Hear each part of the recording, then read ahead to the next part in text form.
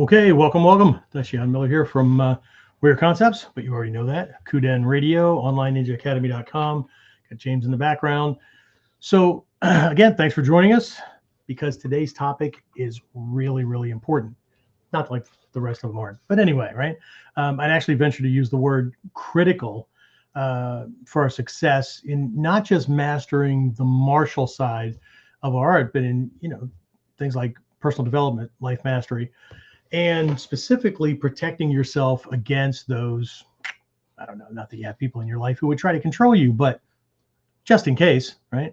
So the topic for this episode is real versus fake confidence, how to know the difference, and to give yourself more than just a little edge in creating the success and results you're looking for, right?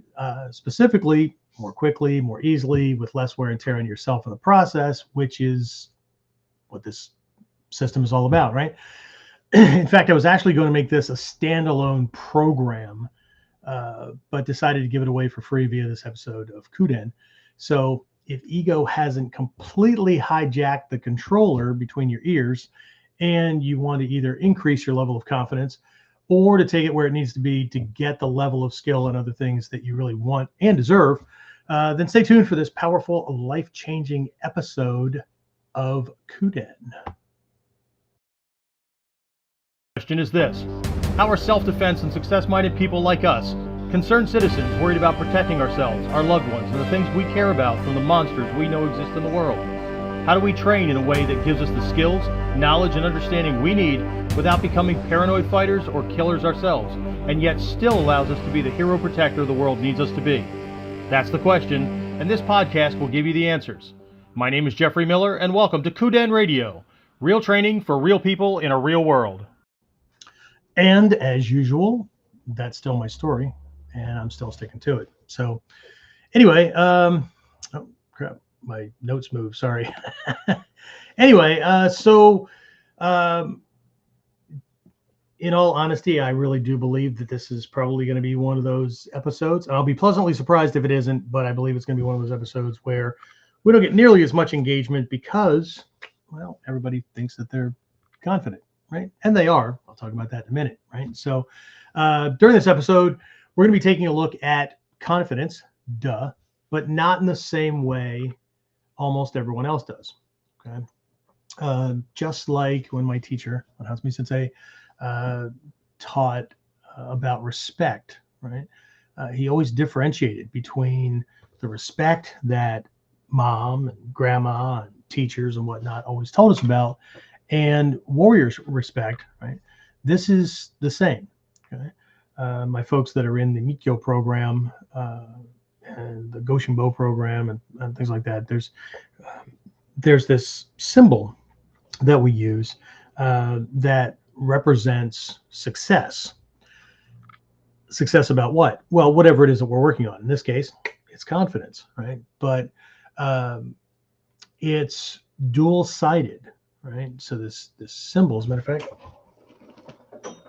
I have one here, although the one that we're specifically using at the or in the one program that's going on. So for those of you in the Goshinbo program, you know what I'm talking about, right? This in Japanese is called a goko, right? There's 5 points. There's a center spire, and then there's 4 of these prongs or tongues. A lot of symbolism on this tiny little thing. The one that represents success is called a sanko. Sanko, 3-pointed doko. Anyway, so there's lots of symbolism to go with this thing. And again, I don't have the 3-pointed one with me, but if we were looking at the principles of success, right, what we're looking at is aligning our thoughts more correctly, our intent, right? Our vision, our intent, the energy that's supposed to produce it, right? Our commitment, passion, whatever words you want to toss in there, right? With our use of word, spoken, writing out our plans, creating our, designing plans and things like that, and then our actions, okay? So the interesting thing about this is that the inyo or the Omudo symbol, the yin yang symbol that most people know about, is actually going on at the same time. Okay, so if we were looking at the Sanko, I'm trying to hold this specifically so you only see 3 prongs, and I apologize if the angle's a little bit off. But so if we're looking at one side, right, so if we align thought, word, and deed, all in the same direction, we get success. But there's a secret with these implements, and that is that the other side also represents success, but it's the negative side of success. Okay? So this is just the reality that wherever our thoughts, intentions, vision, whatever, belief system, right, goes, and our words go, or our plans or lack thereof, and our actions or lack thereof go, still going to produce results, right? One is channeled and intentional, right? Purposeful action and living. One is, for lack of a better word, accidental, right? So the same thing goes with confidence. So, but to give you a clearer understanding of at least part of where we'll be going during this episode, I want to start by talking about something that I learned. It was a term that was given to me way back, right? I had been through, I don't know how many martial arts before I got to this one. And so we were working on striking power. And my teacher gave me 10 aspects of a powerful strike, right? And one of those he called fist confidence, right? Fist confidence, right? Well, I'm confident in my fist. If I punch somebody in the face, no, not that, right? So fist confidence is when what you have with the way you're making the fist, the bones and the parts between the hand, the fingers, the wrist, and the arm are aligned correctly. So when you hit something, not only does it not fold and break, but there's no give and collapsing and things like that, right? So it's important because even if there's just a little bit of give, right? It's important in a self-defense situation because every time we touch somebody, that touch should have bite. It doesn't matter if we're touching them prepping for a throw or a wrist reversal or something like that, or it's an actual strike, and people assume that, right? Well, of course it's supposed to have bite. Yeah, okay. But in Ninjutsu, it's minimal effort to produce either the same results everybody else is getting by using a whole bunch of extra energy and power, or less. Okay? As a matter of fact, I just had a class tonight with 2 folks that, as a mother and a son, actually in our Mod 3, which for those of you who signed up for the Dominate and Win program, we call our Module 3 Realm of the Committed Warrior. Sometimes Realm of the Committed Artist. That's for a whole other lesson. But they're focusing on this idea of taking the fight to him, right? Eliminating extra moves, eliminating, the things that would diminish the power in our techniques, that would create extra openings or anything that would add more time necessary to get from point A to point B. We need to strip that away. And while, again, that sounds obvious, a lot of these things sound obvious when we're just using words. How do we speed up? How do we get there first? How do we do those things without actually trying to go faster? Okay, so this is a case of less produces more, because we understand how things work better than it is just trying to go faster the same way everybody else goes faster, because you can only be as fast as you can be, right? But with muscular contraction, right? And so anyway, but fist confidence is having everything set so that when you make impact, right, your strike has bite, and we don't have any fold.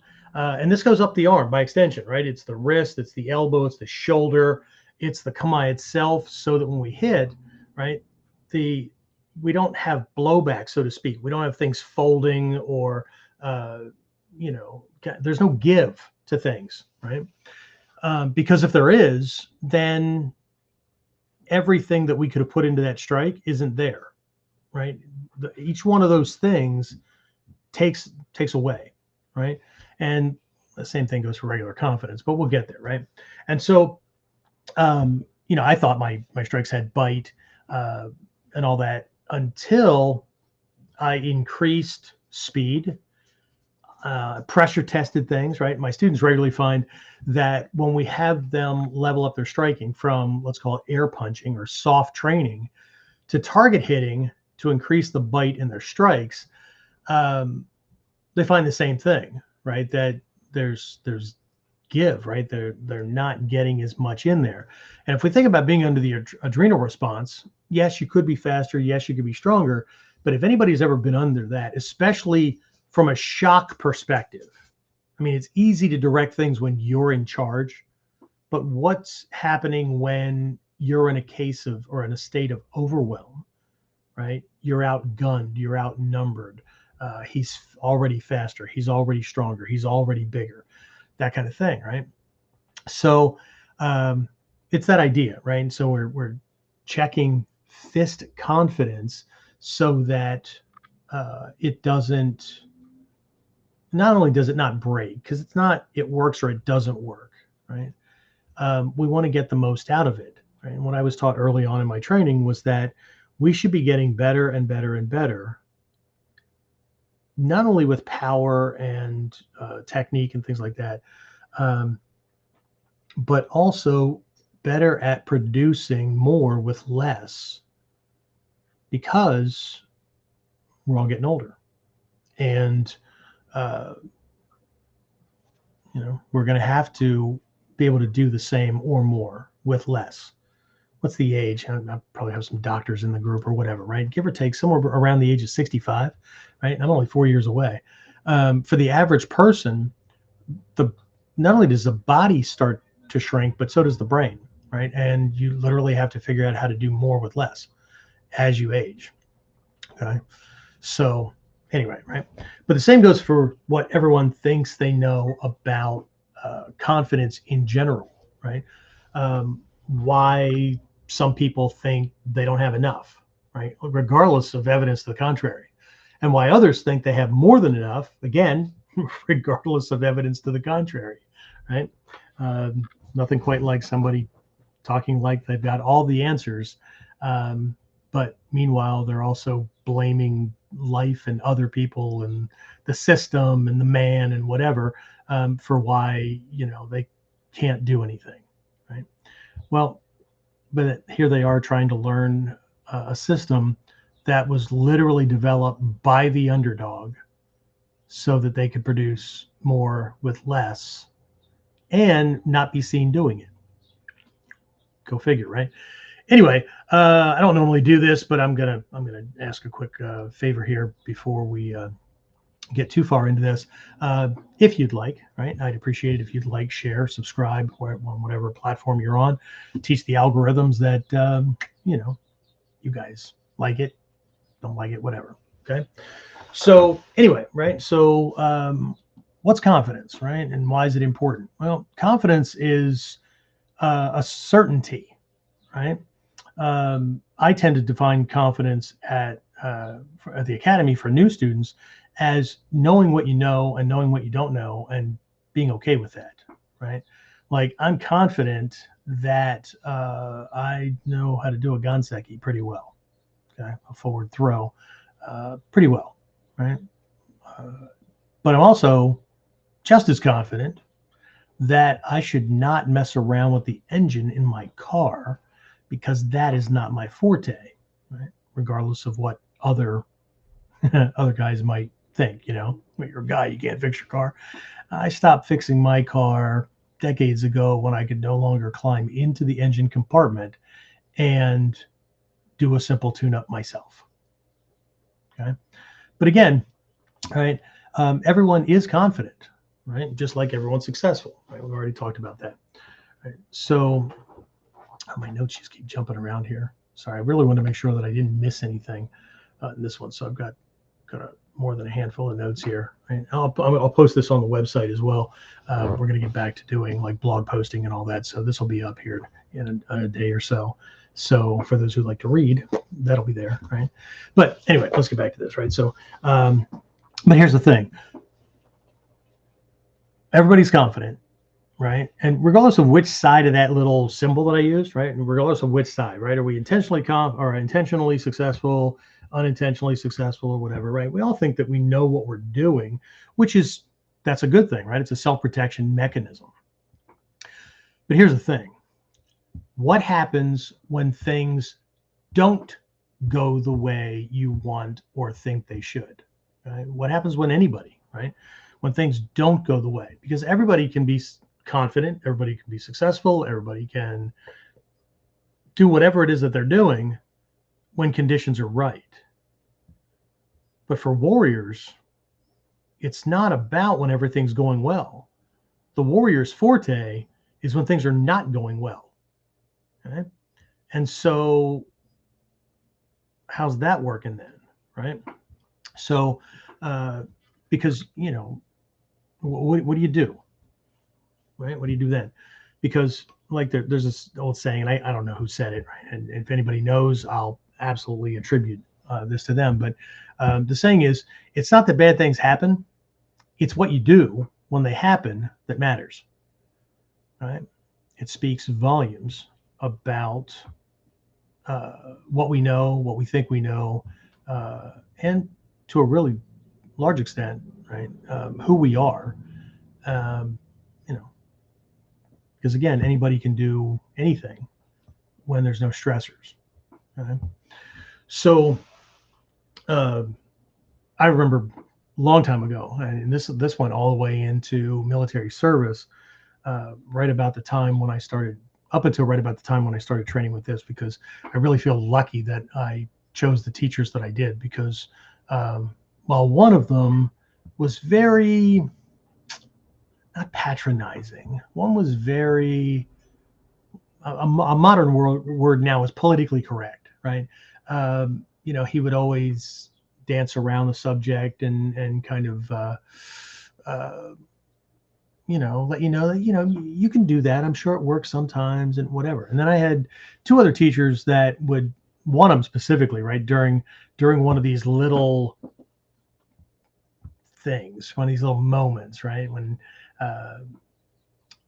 the one teacher was, helping somebody not feel bad about what they heard somebody else say, how things are working for them, whatever. This other teacher, a former Marine, would go, wrong, right? And he'd be very loud about it until the other one kind of laughed and broke his stride and whatever, right? But up until that point, I remember wanting things and wanting skills, wanting access to teachers, wanting to take certain vacations, wanting life to be different, right? And absolutely believing that it was the quote unquote man, right, out to get me, right? I don't mean some specific man. That used to be a term, and I don't know if they still use it or not, but it used to be a term for the system, right? The powers that be, right? That life. Right? One teacher used to describe it this way: this belief that life is conspiring against you, right? Or I also held another parallel belief that it was my lot in life, right? I was just born into this particular class or this particular family or whatever, and that was just going to hold me back no matter what, right? But it wasn't until, I would say that teachers got a hold of me, but it was impossible for teachers to get a hold of me without me putting myself in the presence of those teachers. Because way back in the day, we didn't have podcasts and we didn't have YouTube and all that kind of stuff, right? What we had were some books that you had to buy, or we had magazines that had articles that you had to buy. That there was no free shit out there, right? There was no placating the do-it-yourselfer kind of thing, right? You either needed to kick out $3 for a magazine, or you needed to kick out, whatever, right? But again, it's just another sign that the man's out to get you, right? Because of what somebody just recently told me, the corruption of the capitalist society. And here we all are on shit that we couldn't live without, listening to some guy that you're not sure you want to listen to, because he might say something you don't want to hear. Not you, I'm sorry. That was more of a general thing. But anyway, in spite of myself, maybe you can relate to this. In spite of myself, I put myself in front of teachers who I knew, right, had the answers that I needed, and I was going to have to suck it up, right? I was going to have to not only present myself for the lessons, which were going to sting, but I was also going to have to follow through on things and figure out how I was going to make that work for me, right? But as a part of this whole process, right, what ended up happening was I ended up realizing that I had more power over my mind, my habits, my surroundings, right? When I realized that, everything changed. And it's been changing for me. By no means done, right? So don't think that I'm on some kind of pedestal here shouting at the masses. But it's been changing for me. It's been changing for my students, right?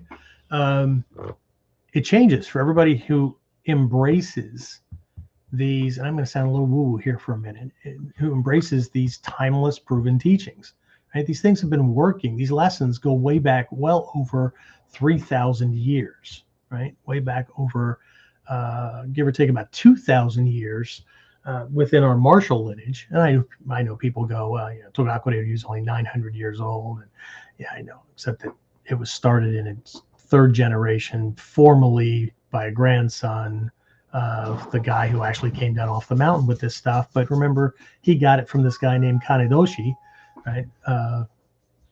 And where did he get it from, and where did he get it, right? So anyway, it goes way, way back, right? And it's been working, right? Things don't last that stop working, right?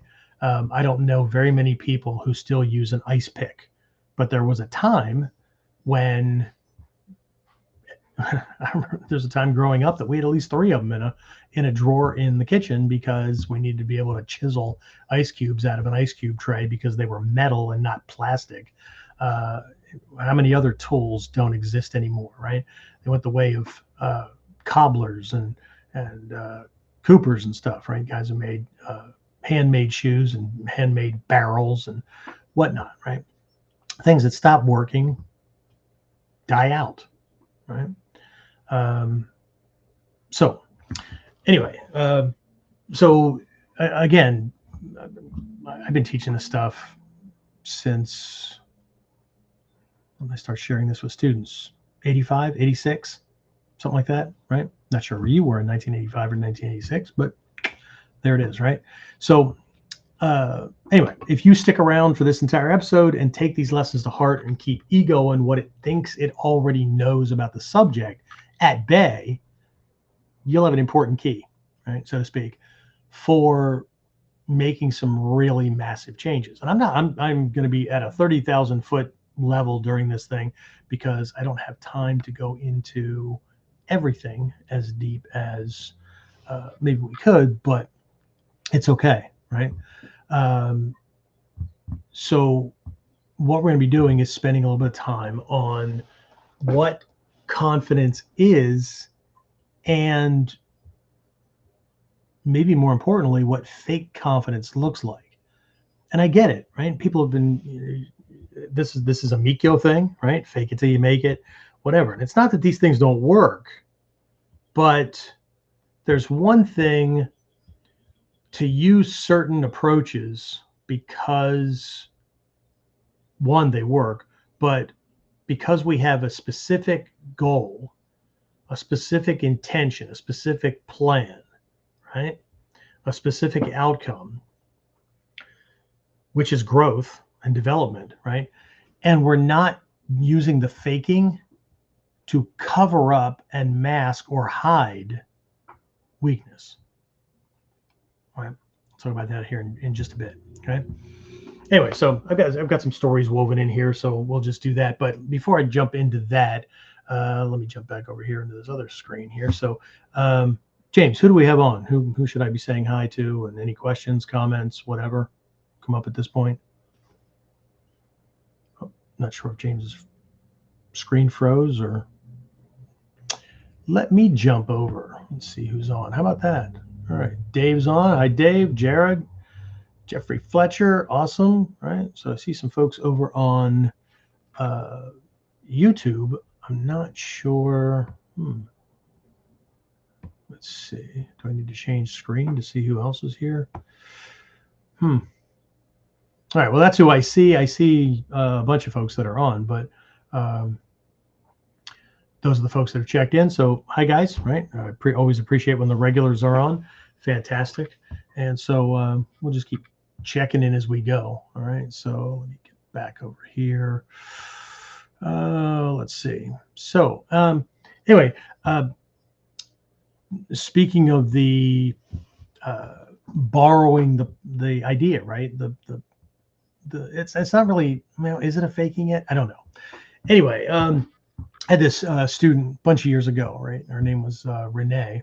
Renee was a mom. She volunteered at the school to help with things quite a bit. And she was looking to really make some serious changes, right? So she started doing what conventionally is suggested, which is not a bad thing, right? But what she started to do was she started to carry a day planner, right? She developed a schedule. She was reading books on personal development and increased confidence and those kind of things, right? She even changed the way she dressed, right? She changed her clothing style, right? To not only look well, I guess it was looking a different part, but looking more accomplished, more successful, right? But it also made her feel different. Okay. She tried thinking more confidently, right? Fixing her posture, all those things, right? Again, the fake it till you make it formula, which again works, but not without other things. Okay. The problem, and it was sad to see fade away, is that it stopped after just, I don't know, a week or two. Okay. Because not only self-doubt crept in, but what she was doing was focusing on, again, what confidence or what success is supposed to look like, right? And what was missing was the execution. Okay. Again, one of my mentors, he has this little lesson, right? How to stay poor. Okay?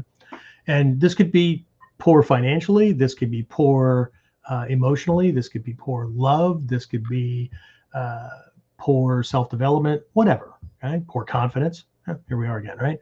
So it's a 3-step plan. Okay. 1, whatever it is you need to do it tomorrow. Okay. Number 2, step 2, right? Read a lot about it. But step 3, don't execute on it. Okay. And so what was happening with Renee was that the changes were cosmetic, right? They're happening on the outside, but she wasn't doing anything differently for most of her day. She wasn't doing anything when it came to making decisions, right? She read a lot about it. Personally, I don't think she gave it enough time, but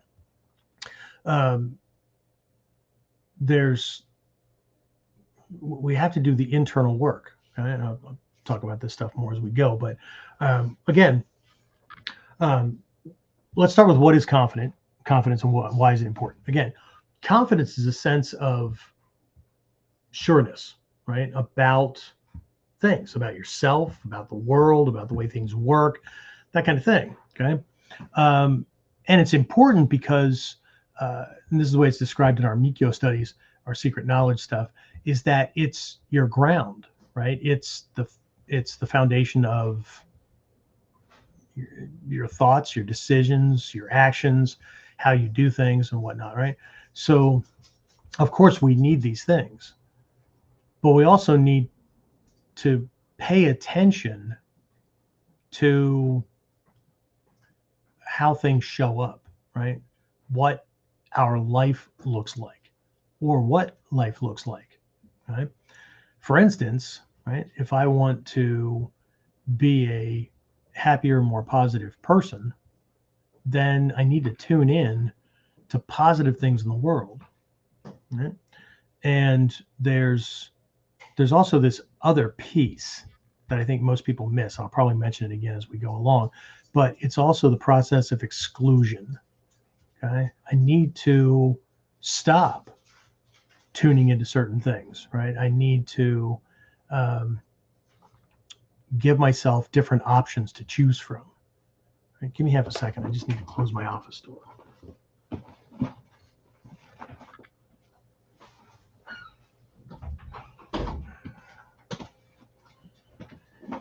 All right, sorry about that. Don't need family activities impeding on things. All right, so why is it important, right? It's important because we need to feel like we know. It's important to have that ground, especially when we're trying to get things done. Now, if it's everyday stuff that we've got a handle on, and I'm going to come back to this in a bit, we can often ignore those things, right? But there's lots of things that we are authentically confident about, right? The problem comes is when we're trying to present something that's not there, okay? And so I've got some exercises wired into this, so we'll keep moving with things. But anyway, so I remember this one time I had actually hosted a seminar. I've always, well, I don't know that I always believed it. This is one of those things where confidence was a real issue in the very beginning, because I thought the only way to get training was to,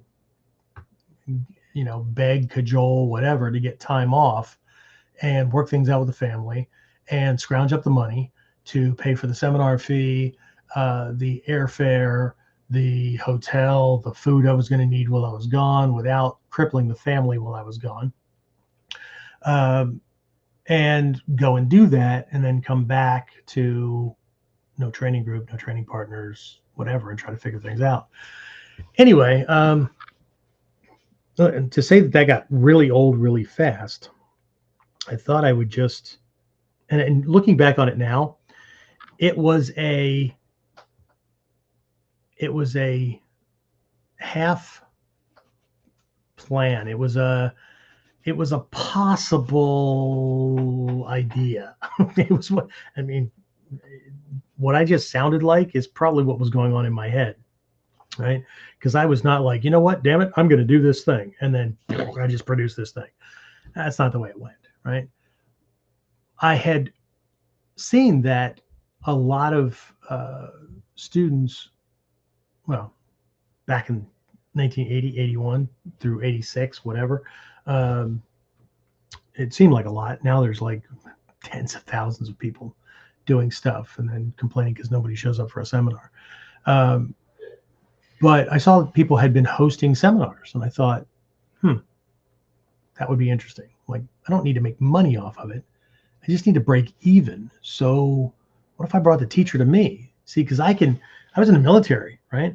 So getting an extended time off, because it wasn't just a 3 or 4 or 2 or whatever day seminar in the UK or in the US or whatever. I was then stationed in what was then West Germany. So, but it was also the travel time and all that extra stuff that get tacked on. And back then, I can't speak to things now, right? We had 30 days of paid leave per year. And once it was gone, right? but you could apply for 2-day passes or 4-day passes. Well, that's all fine as long as there's no delay in airfare, there's no, or not airfare, flights or anything like that, right? So anyway, so I just, one time I was at a seminar in the States and I posed this question to a teacher. What do you charge to do a seminar? And he laid it out, and I thought, wow, that's doable, because he didn't just lay out. I do the same thing now. I borrow the same model he gave me, because if I can help students, create a win-win-win situation, why not, right? But he laid out what the airfare was and what the lodging and meals, and he said it's going to cost about this much, but we decide that we're going to cap it at 20 participants. You divide by that, and and if you do that, you get 20 students doing it, then you don't have to pay for anything yourself. Now, if you don't, then you're one of the 20, right? Okay, goal is 21 people, right, including me, right? So, but I asked, but then I really had to deal with a lot of what if it doesn't work? What if I fall on my face? What if blah, blah, blah, blah. Anyway, right? So anyway, this was one of those seminars, right? And I believe it was the very first one that I did. And I did a lot of them after that, because once I did it and I realized it was doable, not just doable, I could do it. And I could put the stuff out and people would show up because I was hosting it. Yeah, that teacher was coming to teach, but right, a lot of those things fall away.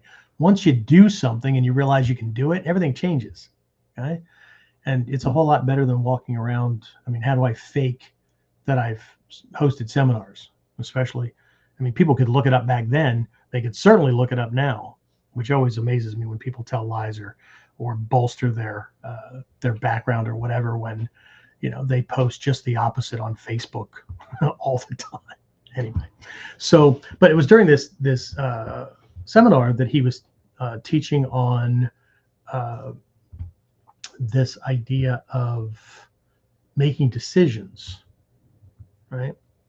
And he said, it can take some bravery, but one of the things that we have to do is practice doing what we want to be doing all the time.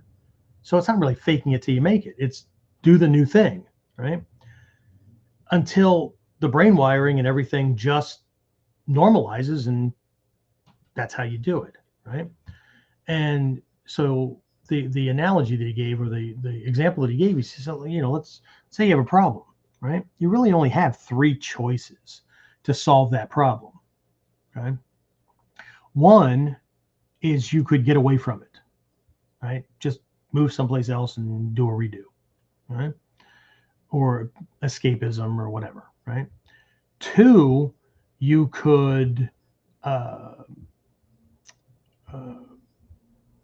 just fix it, right?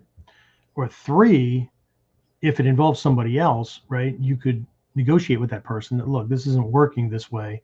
We're going to have to re-examine that. You're gonna have to get some help in solving it, right? But the big point was, but either way, stop bitching about it, right?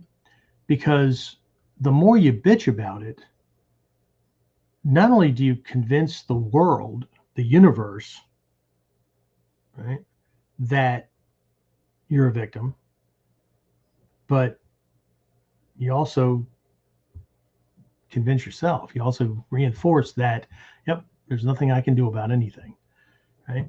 So, but he said, you've got these 3 choices, right? If you're looking to increase confidence, power, control, whatever, you got to practice, and sometimes, yeah, absolutely, bite the bullet, because sometimes none of these 3 are the easiest way to do it.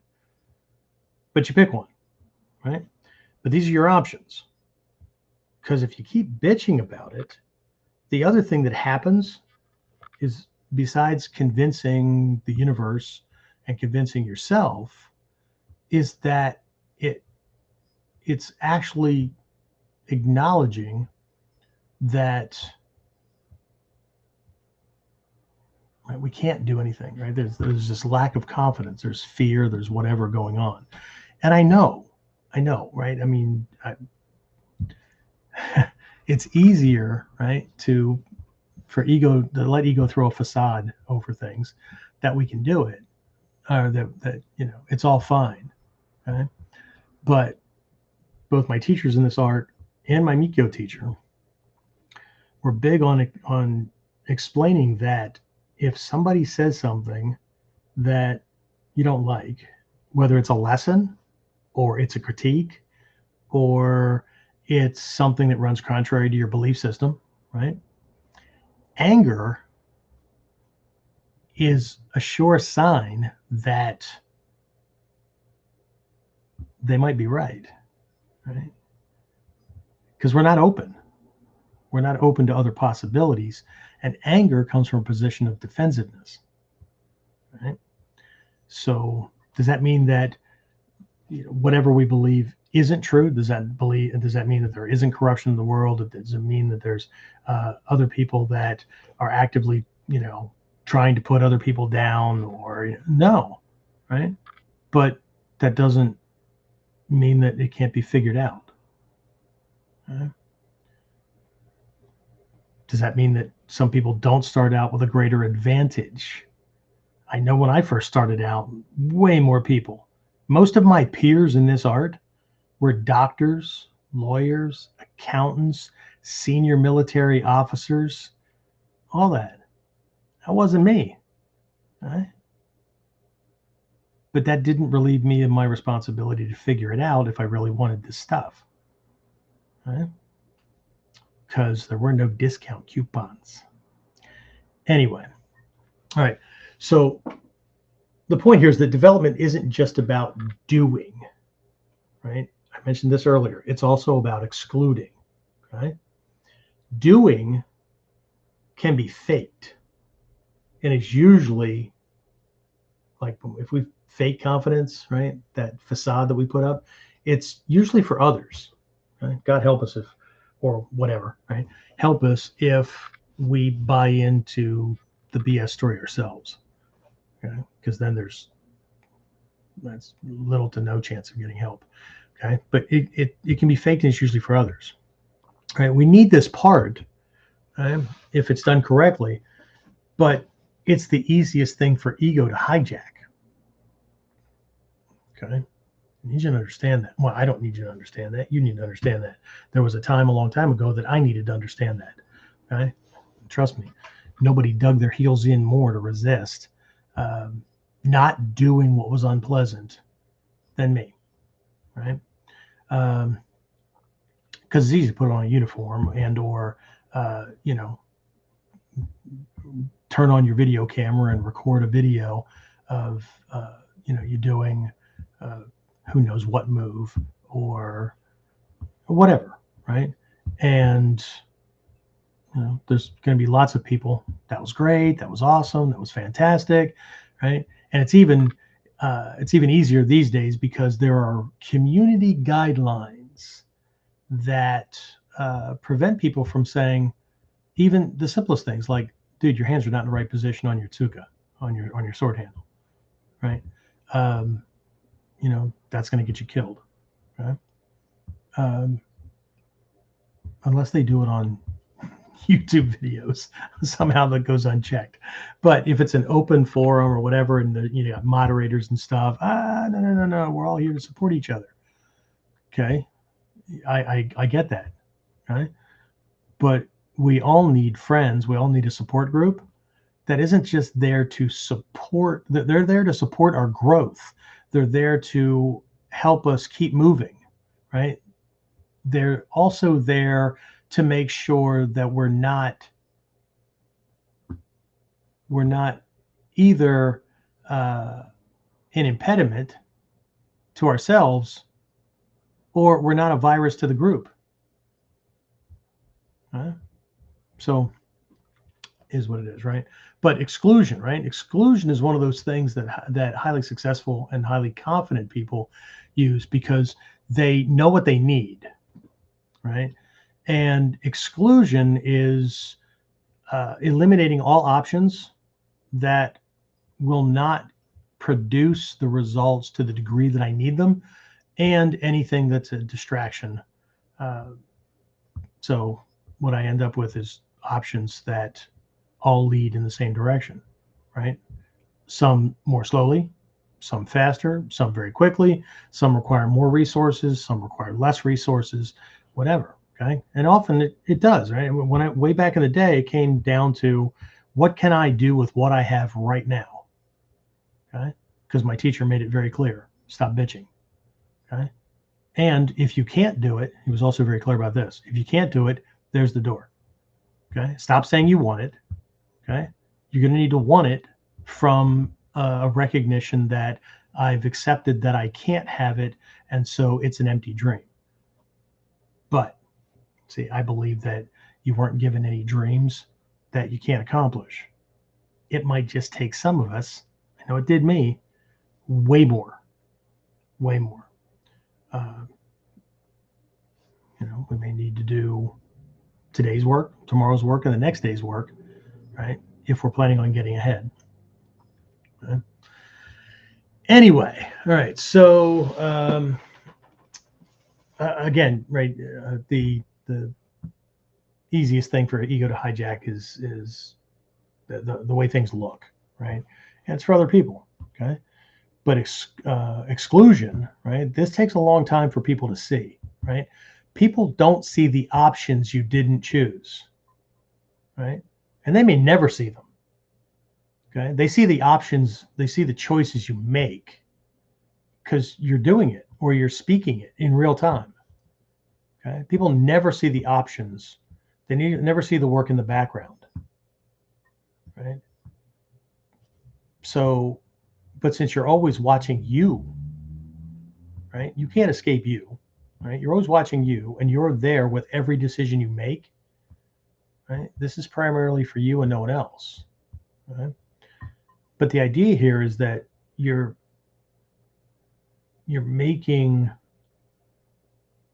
just start making little changes. Catch yourself doing the habitual thing, right? And if you have to, right, use Hatsumi Sensei as a simulacrum. Use whatever highly successful example, right? If you're in the business realm, find somebody there.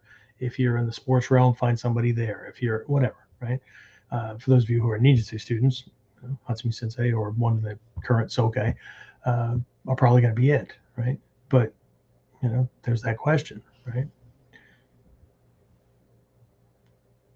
Do I really think that they spend their time doing this thing, or is this something they did to get there, right? And we know, right? Anyway, so one of those things to help with exclusion and to kind of sort things out, right? We've got this life purpose discovery process, right? Little blurb, right? You can find it on Online Ninja Academy, and so it's onlineninjaacademy.com. And James, hopefully he can hear what I'm saying, and his system isn't frozen anymore and it's reset. I'm looking at a different screen at the moment, but he can put up the exact URL to so those who are serious can go straight to it. But it's a process, right? It's a process for working through to be able to act more confidently, to be able to not only do the right things, but also to exclude those things from potential options or from a list of options that are just not going to do it, right? That are just not going to produce that thing. Okay. When it comes to things like, here's the simplified way that I do this, right? I'll do it at the academy. I'll have a mat chat with a student that, it's a youth student, and mom or dad have come to me and said, they did this or that and they got themselves in trouble or whatever, right? So my mat chat or office chat, if we've had several mat chats and that's not working, or it's a private issue, in which case, right? But I'm not going to be the lecturer, okay? Because I understand that none of us like to be told what to do, which is why I never tell you what to do. I highly recommend, but I'm not going to tell you what to do, because as soon as I tell you what to do, you're going to resist it, okay? And even if you accept it, how long will that last, okay? What works much better, and is scientifically proven to work much better, is if you come up with the idea yourself, you come up with the plan yourself, right? You make the decision, okay? You didn't just agree to somebody else's, okay? So I'll ask them, right? I mean, I'll do the normal things. What happened? What's your take on it? That kind of thing. Okay, good. So then I do a comparison, right? When you think of black belts, how do you think they act, right? Are they confident or not confident? Are they disciplined? Do they do what needs to be done, or do they get distracted easily, right? And I'll just paint this picture, right? You know, when you see them out on the floor, right? Do their uniforms look like they, you know, came off a hanger, or came in, you know, in a training bag neatly folded, or did they look like their clothes just came out of the hamper of dirty laundry, right? Whatever the topic is that we're dealing with, the questions come in that comparison thing, right? And then so, you know, we get to the end of that, and I say, so what would be a good plan moving forward, right? Where you could fix it and this thing wouldn't be happening on a regular basis. And they tell me, right? And I'll go, do you think you can do that? Well, I can try. Okay, well, before we talk about try, let's talk about, or let's look at, have you ever like changed your mind about something? Yes, sensei. Okay, good. Give me an example. Okay, so was it difficult in the beginning when you thought you were going to, you know, when you wanted to do it? Were you worried? Yes, sensei. Okay, but what happened after you just did it for a little while until when it ended up happening? What got easier? Why do you think it got easier? Okay. And so just these questions, right? Because they're going to come up with the plan. They're going to come up with the solution. Okay. And they're also going to see that I'm not carrying myself one way, but doing something else. Okay. Anyway, so let me just check in on everybody here. See what else we have going on. There's James. Are you still frozen? Not frozen? You good? Okay, awesome. Fantastic. All right. I still have the chat thing up. Do you see anybody other than Dave, Jared, Jeffrey? No? Okay. No questions, no comments. Interesting. Weird. Okay, so back to my notes. All right. So actually, I have another. Oh, I had another. Sorry, I need to bring up my other list here. James is looking to see if anybody else has popped on. I had a list that I came up with on signs of false confidence. How about if we look at that, right? Because here's the thing, right? One, obviously, we want to make sure that we're not falling into these traps, okay? And these things can undermine everything from our leadership, authority, if we're in an authority position. I don't care if it's a parent or it's on the job or it's just coworkers, right? That, you know, you look like you know what you're doing, so everybody's going to, you know, copy you, follow you, whatever, okay? And even for those people who are like, I don't want a leadership position, I don't want that kind of responsibility. Well, you know, that kind of thing happens anyway, because there's always people around you that are looking at you as a role model. You don't have to want to be a role model. You don't have to want to be a teacher. You don't have to want to be an example. But you're a role model, you're a teacher, and you're an example of something to somebody, always. Right? The question is, Do you know it? You don't even have to accept it. It's kind of like gravity. I don't accept that gravity exists. Yeah, okay, well, I challenge you to slip, trip, or me sweep your legs out from under you, and we'll see if gravity works or not. Okay? And you could still continue to not believe in gravity. That'd be awesome. Okay? So, here's the question: when is confidence fake? When is it false? Okay, so it's a fairly easy answer, even if sometimes spotting it takes a little bit of skill or nuance, right? But confidence is false when it's not based on reality, right? When it's not based on sound reasoning, or when it's not based on the evidence that's going on, right? People walking around talking like they've got all their shit together and stuff, and their life's in a tank, or they're sitting around the kitchen table talking about, how they fix this problem or solve, world peace or whatever, and meanwhile they can't even balance their own damn checkbook, that kind of stuff, right? So again, just because somebody looks like or sounds like, right? And again, it's hard enough on the personal development side for us to be working on ourselves, to catch ourselves, to acknowledge and to be authentic, right? It's much easier to be authentic, right? When I just accept that what I know in any given moment is what I know, and what I don't know, right? So I made a reference earlier about, not being able to fix my own car, right? I'm absolutely confident, right? But that doesn't have anything to do with my self-esteem or my self-value. And that's where things get a little messy, because if we're afraid to look like we don't know something, if we're, and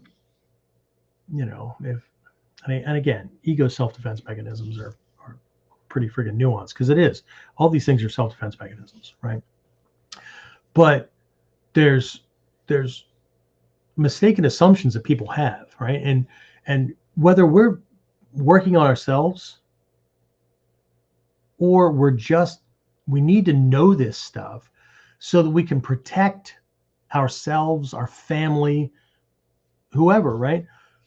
From these people who present confidence but are not, right? And then we allow them into our lives. We allow them into our homes. We allow them near our family, and end up just like lighting shit on fire. Not literally, but they create more freaking problems for you, because you go along for a while and then shit. And we might, start to see some red flags, but that was just he's having an off day, whatever. And then you realize, holy shit, right? Now I've got even more problems. I got more fires I got to put out. Okay. Or I pick a role model that is presenting one way, and then I find out, right? They beat their spouse. They're an alcoholic, right? They've got a criminal record, or whatever it is, right? And I built everything on that, right? So, and again, this can be tricky, and it is tricky, because one of the ways to get better at anything is to have a role model that you're going to model. There's the word, model yourself after, right? But we have to be confident, just like with the fist confidence, right?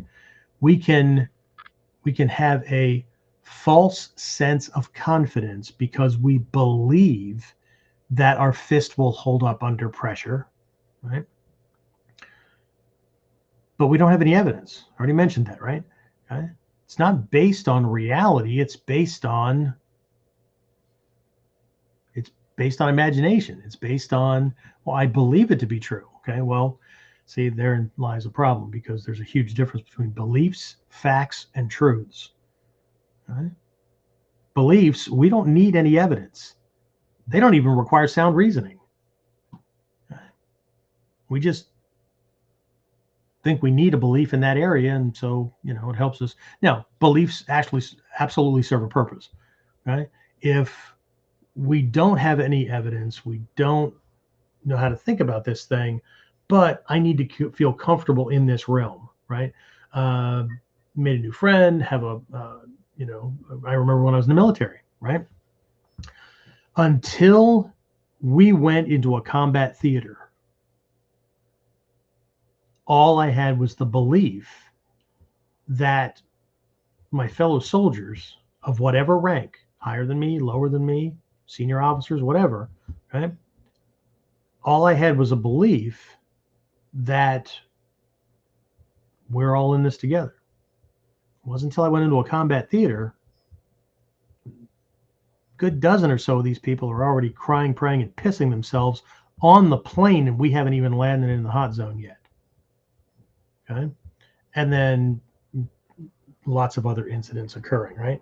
Let's just say that when I came back, that number of people that I believed, it wasn't belief anymore. It was knowing who I could trust. Okay? It was knowing. Okay? Because I had factual evidence of how certain people operate under pressure. And some people that, okay, I believe they've been trained, and I'm hoping that, they won't fold under pressure. These are the guys that stood up to the pressure and stood up to the task. And there are other ones that ran around playing John Wayne and, gonna kill a commie for mommy and all kinds of 80s, 70s war cries and shit like that, right? These are the guys that folded if a twig snapped in the tree line, right? But when I came back, see, way more evidence, right? But a false, some signs of fake confidence, right, is when somebody walks around like they have or assume perfect control over everybody in their area, right? They have to sound like they always know, right? Have you ever been around somebody who, you say something and they go, that's not the way you say it. You say it this way, right? And I don't just mean grammar Nazis and stuff like that. I mean somebody that, you mention something and, oh, they've done it way more and better and more powerfully and all that kind of stuff, right? But it also is, it shows up where people talk about, their plans. They were always flawless and they always work, right? Their life is perfect. Everything is great. Okay. They carry themselves and present themselves as though they are intrinsically special and they are knowledgeable in every subject, in every skill. Now you can see through this as well, because as soon as you bring up something and somebody in the group actually does know, they'll either go to the bathroom or they will, and I don't mean standing right there, I mean they'll like bow out of that group and find another one to go talk to, right? Or they'll go quiet, right? And there's some body language cues as well, but they also tend to lean toward trying to show all the signs of confidence, even when they're out of their element, right? Even when they're underprepared, they're, I don't know, the instructors probably know this, or you may have seen this, go to Japan, go to seminars, hopefully not in your own dojo, because hopefully the instructor keeps it handled. But somebody will make a mistake with a technique and the teacher will be trying to correct them and they won't stop talking because they've got to justify it. Yeah, but in a real fight, I would have done that, right? So I was just checking. I was just okay, sure. Okay. So success, leadership, all these things, right? They require confidence. We get that, right? But there's this sense, right, that things are just too good to be true, right? Like, everything's perfect, right? They know everything, okay? But what's going on? Okay, I'm not saying that somebody needs to be like, success is not just about money. Success is not just about big house, nice car. It could not be anything like those, right? It could be somebody single living in a, efficiency apartment, right? But I have found that people who are confident are comfortable in their own skin. They're not trying to look perfect. They may be trying to be better today than they were yesterday, but they're not trying to convince everybody that they're already there, right? We've all known someone who, I don't know, they were the right kind of confident. They were the right kind of, what's a good word? Smooth, right?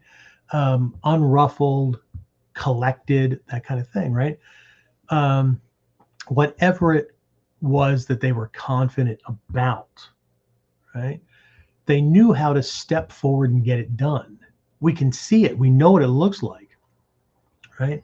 I think most of us, if not all of us, especially in this realm, right?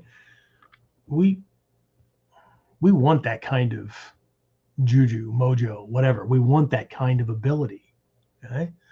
So true confidence, like at its core, right, is the trust that you are prepared, okay? I don't know I don't know a lot about a lot of things, right? Some things I know a good deal about. Everything, never. I'm going to die before I know everything about this art, about any given technique, whatever, right? But the one thing I am absolutely confident about, right, is my trust in myself, my ability to figure out a problem and get it solved, regardless of how painful it is. Right? And that shows up in lots of different ways. Right? Shoshi Whistler, my right-hand man basically at the school, he doesn't laugh about it anymore, but he's a shiatsu practitioner and does body work and all that, so I have a standing weekly appointment. The joke is I break myself during the week and then he fixes me on Tuesday afternoons at 2:00. And this is not a I don't feel pain. This is a high pain tolerance. Huge difference. Okay.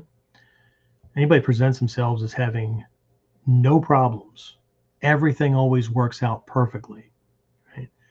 I don't know what dimension they're living in or what they're smoking, but I want to live there or have some, because that's not the way life works. Life is messy, right? The skill is the ability to adapt and keep moving, or take 3 steps back, reassess, figure out what you need, arm yourself with the new tools, move forward again, right? But if things keep working out well, if I were, if all my articles were perfect, if all my, the writings and whatnot, and I never looked at those and thought afterwards and thought, oh, man, I could use some more work. The reason why most of these things go out is because I want to get them out to people quickly, right? And I'm okay with them having not every piece of information, because I can always do another article later, or I can always add in later, or I can always make it a part of Kuden or whatever, right? It's not a perfection complex. Some people need to be nicer to themselves, right? They think they lack confidence, but I think maybe they're focusing on a given realm, right? The thing they're working on right now, they're not sure about, okay? But they're equating confidence with the actual thing, right? And I get it. I'm confident that I can fix this engine. I'm confident that I can, okay. But if it's a new thing, it's normal to not be confident in my ability to fix this thing right now. Okay. I've got like 15 minutes, man. Can you fix that? Yeah, no. Okay? Well, I thought you were good with it. Yeah, see, I've never seen this one before. So until I figure this out and make sure that it operates like all the other things that I've worked on and figure out what goes where, no. Okay? It's confident that I don't, okay, but it doesn't say anything about me, right? Because it's about that situation. And I think one of the things, and I have an exercise that I'll be talking about here in a minute, that that sometimes what we need, sometimes with folks that are in that condition, right? Because I remember when I did it, and this was one of those exercises, right? Need to take an assessment about the things that they are already confident in. Okay? Perspective is reality on one level. Okay? That's my personal reality. No, your opinion and your viewpoint creates your experience of reality. Reality is what is. Reality is what is going on, regardless of whether you notice, don't notice, or it's like gravity, right? People can believe or not believe in gravity because they can't feel it. Okay. Once you get the effects of gravity, everything changes. Okay? So we have to be careful about what we're tuned into. And part of this is in changing the tune or the tuner. Okay? So again, true confidence at its core, right, is the trust that you're prepared, right? It's having faith or trust in yourself, right? That you're ready for the challenge, right? That you'll figure it out, that, you have a process by which you figure things out, right? Compare that to the counterpart, right? Compare that to false confidence, right? Which also is based on fear, right? I think I've alluded to that, right? Fear comes out of getting caught with your pants down, right? Wasn't prepared, right? False confidence also disregards the need for preparation, right? We're going to just make it up as we go along, right? Now, a lot of folks can be so good at what they do that it just looks like they're making it up as they go along. I do that. Okay? No, I'm not making up the lessons, but here's a couple of examples. I'll just keep this around training, right? One, I know the techniques that I'm teaching well enough that I don't have to. I don't have to throw things around, right? I don't have to convince you that this works and I know what I'm talking about, right? I just teach, right? I also trust, right? And I think the confidence comes across, but again, I want to talk about my confidence. I am completely open to somebody not only not understanding, but telling me that they think I'm wrong. Okay. Because now that's going to open a dialogue. Okay. What is it? Right. Well, it's my experience that this happens. It's kind of like these guys online. Now, do they piss me off sometimes? They do. Okay. But what pisses me off is their attitude and the way they present something, because some folks say the same thing. I have never been in a fight myself, or have I ever been like in one of these scuffles with somebody where I did or they did. Great. Okay. I consider you to be very, very lucky because I have lots of case studies and I have lots of stories about people who were attacked when I was a police officer, who this was the core attack or it popped up at some point in that foray, right? So I get it. Your experience is, so we can talk about this, okay? But what pisses me off is when somebody flat out just throws it that that's not the way. Nobody ever does that kind of thing. So it's a disrespect and ignorance thing for me, right? But what do? I keep showing up. Okay. So anyway, so I teach the techniques. Another way that it shows up is when a student is having a problem with a technique, right? I don't pushing the same thing. I do it. I got a student that's pushing 80, right? Based on injuries and age and things like that throughout life, his range of motion is shoulders. It's pretty bad, right? So I know that we have requirements. I made them, right, in the curriculum and for testing to the next level. But I've looked at Richard and said, look, dude, you can't do these particular uke nagash. You can't do these particular movements with your arm.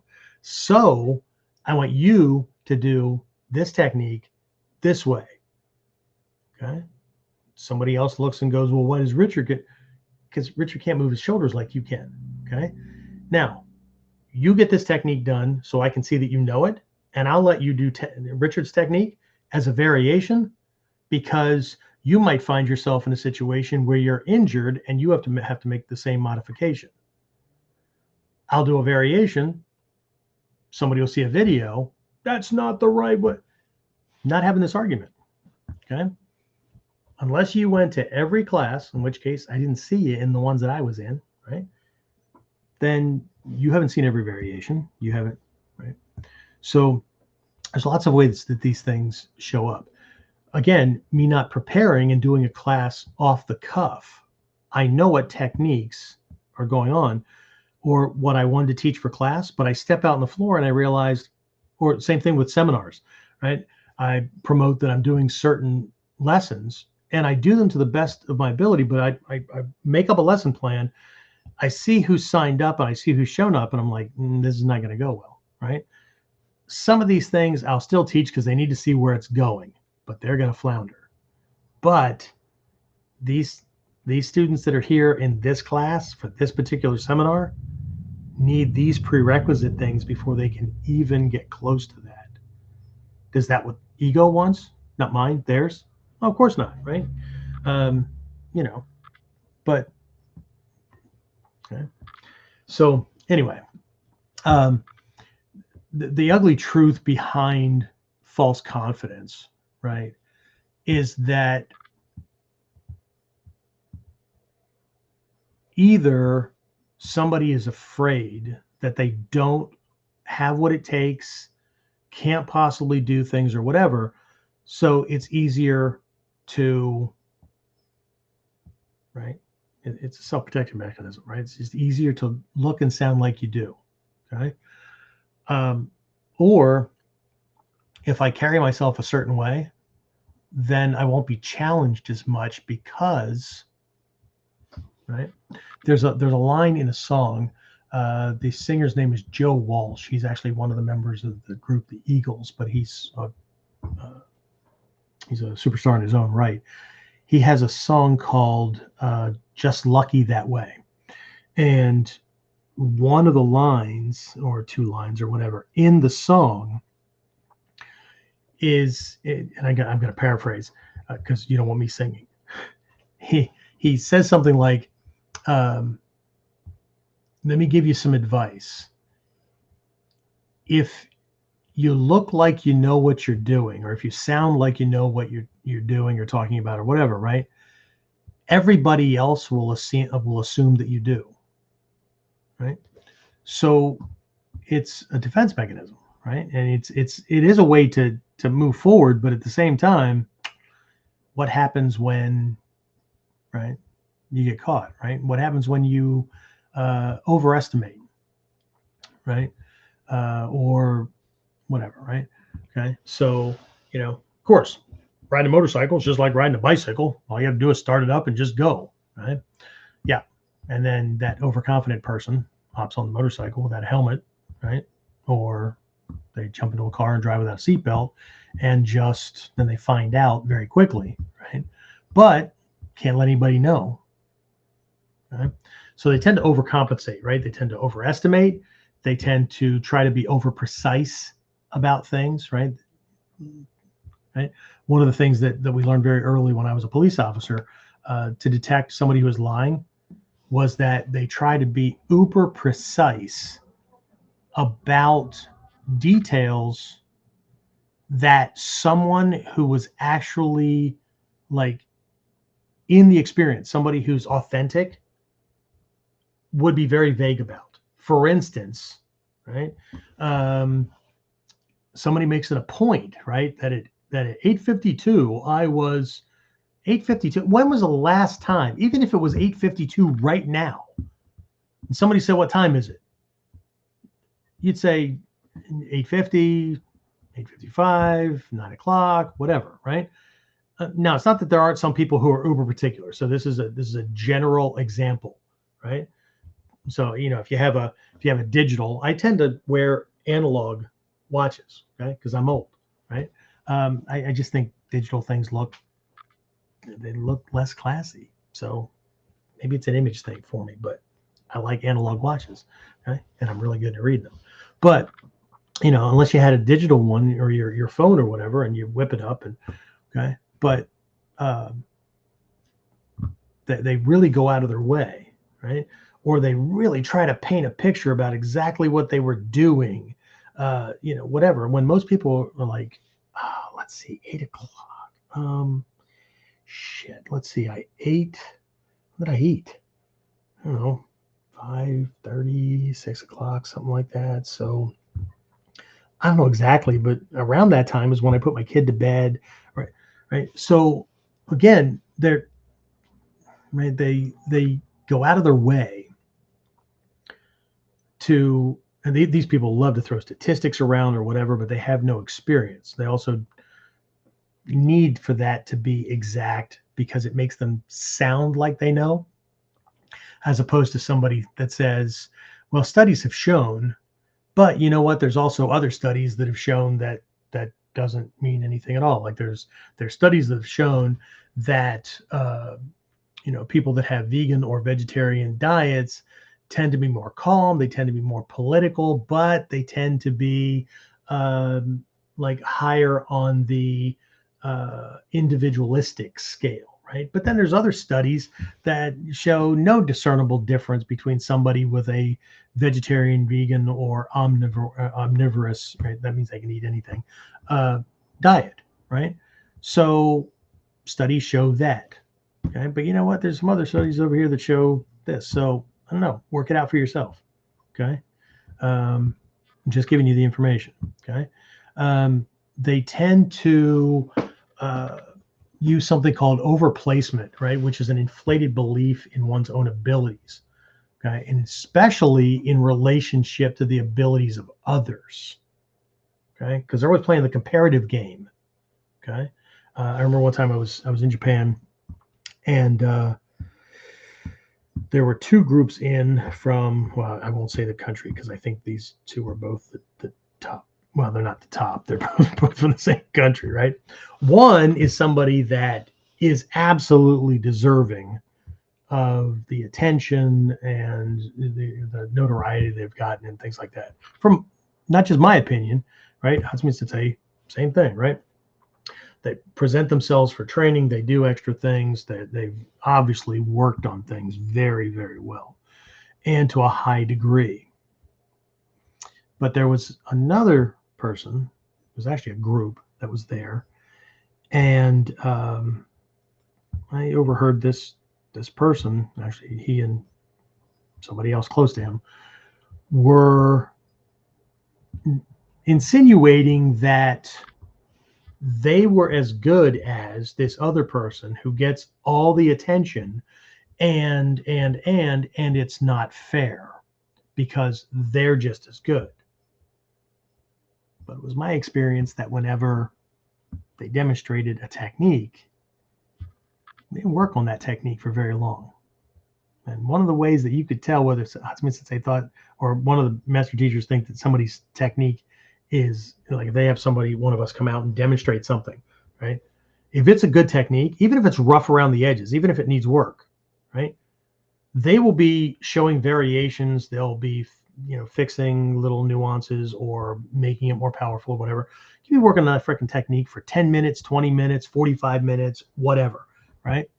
Somebody that comes out and demonstrates something that you learn this after a while, right? Is now a negative role model. You're lucky if you work on that for 30 seconds to 2 or 3 minutes, okay, before he calls somebody else out to demonstrate something completely different, okay? Because it's not the Japanese way to tell somebody, no, that was fucked up, okay? Go try again. Go home and study some more. Come on back. They'll do this. And I remember one time this happened, and after they had come off the floor and he called somebody else out to demonstrate, before they demonstrated their technique, he very, very specifically said,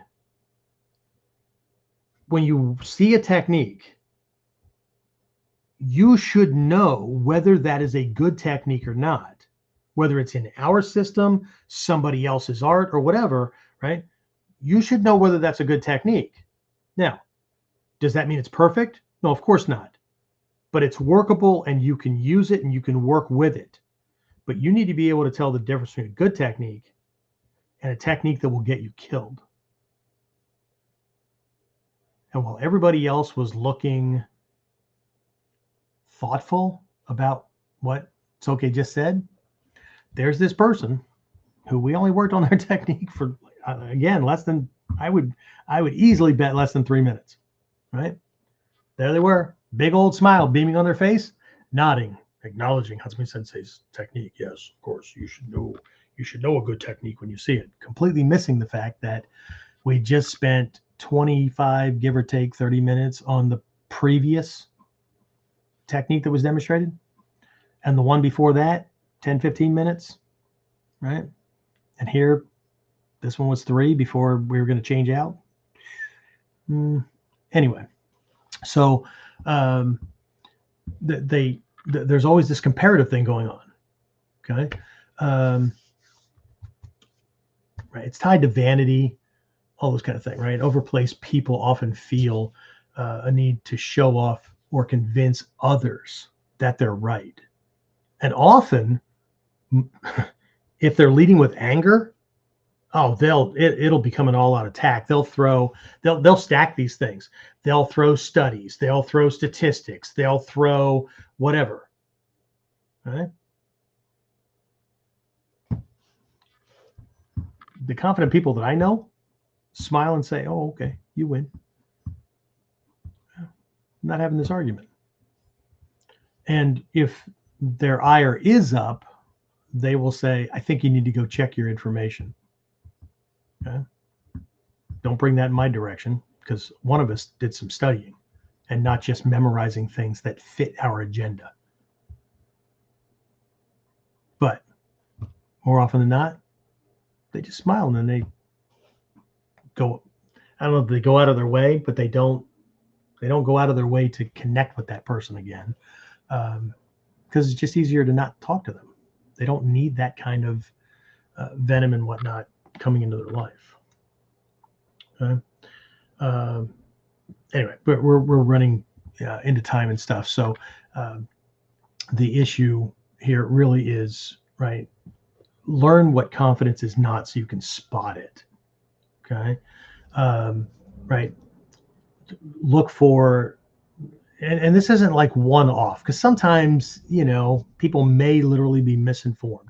They they don't know that they made a mistake or something like that, right? They literally do believe that they did it right. So be careful that you're not reading somebody based on one-off momentary experiences or exposure, right? This is over time, okay?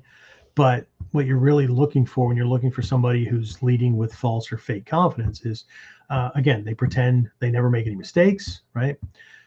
They state their views in rude, aggressive, or self-centered ways, right?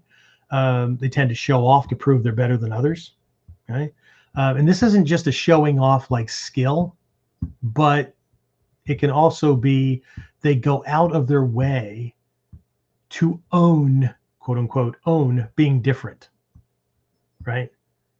Because there's again a lot of these things, right? It's fear that's leading, right? So if somebody's afraid they're going to be judged for being different or weird or not normal, well, they'll just own it, right? They'll paint their fingernails weird colors, or they'll whatever, right? They'll pick something, right? But the whole idea is they're gonna lead, right? Insecure people do this, where what they do is they do things, they'll call themselves names or whatever, because they're afraid that somebody is thinking that already, or whatever they're doing, because they want to get out in front of it.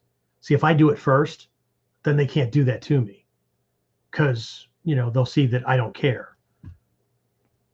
But you cared so much that you put all that energy into doing the thing anyway, right? So they act like they don't need help, and they insist on having their way, my way or the highway. Okay, so very different from people who do have a sense of, or do have high confidence, right? Very comfortable in their own skin, acknowledge when they make mistakes. They apologize for having affected others, right? They're not just apologizing to be forgiven. They're not apologizing so that everything's okay and they can continue getting the benefits they want, right? They also don't apologize if they meant the thing that they said, right? If they said something or did something that caused damage or lack or whatever, they don't apologize for that because they meant that, right? But again, there's a sense of security. They're open. They're very, very open, right? They could be very, very confident about what they know or their skill. And then somebody presents evidence that was wrong, and here's this new thing, right? Okay, great. Does that change the confidence they had as they were presenting it? No, because that's what they knew. But now that they have new evidence, they're perfectly willing to change and adapt, because their focus is on the truth and not on looking good. The focus is on the truth and having a set of skills or skill proficiency or whatever, not on not on getting approval ratings, or not on getting whatever, right? So very, very different, right? Let me just zip through some of this other stuff, right? Again, this is all really, really important, so we can both develop our abilities and our power directly, right? And develop a authentic sense of confidence. But it's also to cut through the BS that others try to use to deceive us. Okay, so please don't see this as one or the other. And if you need to, at least in the beginning, start off by looking for the signs of false confidence, because often we don't know that we're deceiving ourselves, right? So one of the things that we have to do is find examples of, right, and then understand it, right? So, but from the perspective of ninjutsu and trying to be a ninja, right? Remember, we have both the ninja no uge, right, which is everything from deception to manipulation to influence, right? And the ninja no kyomon, which is the gate of knowledge, right? Learning as many different fields and topics. You don't have to master them, but learn about them, right? You study these things, because what I found is that you'll often find correlations, right? But these two are two non-negotiable parts of the 8 gates of the Ninja no Hachimon, right? The foundational, or the 8 skill study areas that were required in ancient Japan for any school that was professing to teach ninjutsu had to be teaching these minimum 8, right? Well, anyway, so we're talking about these two, right? So again, when it comes to ninja no uge, right, we're supposed to be the ones using influence, manipulation, right? Not others using it on us. That's what the ninja no kyomon, the knowledge gate, is for, right? It's to protect us from others, and in all honesty, our own egos attempts to blow smoke up our asses. Okay. So again, right, just a couple of signs here or there, right? So here's a quick exercise. Okay. And I'm gonna share a story. It's gonna seem obvious, but right. So Elon Musk was quoted during a speech as saying, and he said this in different ways, a lot around different things. And before anybody's brain goes to, well, Elon Musk is XYZ and I don't trust anything he says or whatever, right? You don't have to like anybody for what they said in any given moment to be true, right? If we're trying to develop ourselves, we need to stop making politically based decisions about whether or not something is good or not. Like, what that person said is true because I like the way they speak and they carry themselves.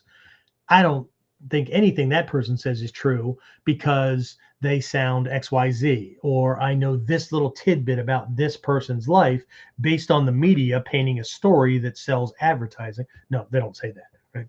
I know this little piece of things, so I gauge everything that this person says, does, whatever, based on the fact that I don't like that thing they did. Well, shit. Who are we following? Most people follow people or listen to people or take advice from people who are pretty much just like them. Not good for growth. Not good for growth. It's good for staying exactly where you are because we surround ourselves by people who are just like us because that's where we feel comfortable. That's where we feel confident because everybody has groupthink. Everybody has group habits. Everybody, okay?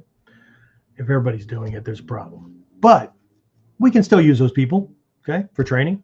Okay, training partners come in all shapes. Anyway, so Elon Musk was quoted about getting input from those closest to you, right? He said, and I may be paraphrasing part of this, but he said, I think it's important to take as much feedback as you can from as many people as you can about whatever idea you have. You should seek negative feedback, especially from friends. Most friends won't tell you when you're wrong because they don't want to hurt your feelings. But you should let them know that they're safe to do this. Okay? Think about that. Before you just absentmindedly buy into your friends and family and whatnot telling you that everything is fine and what you're doing is right, maybe they have a self-protection, fear-based agenda that they don't want to have to get negative feedback from you because they don't feel safe in telling you that we think you're full of it. Or you might want to rethink that or whatever. And why would they have a hairpin trigger about those things? Well, I don't know. Maybe they got yelled at way too many times and now they just walk on eggshells. But they need a friend, so there you are. This is not about you, right? This is always about somebody else. Okay. Anyway, so that's the first part. The first part is getting feedback. Okay.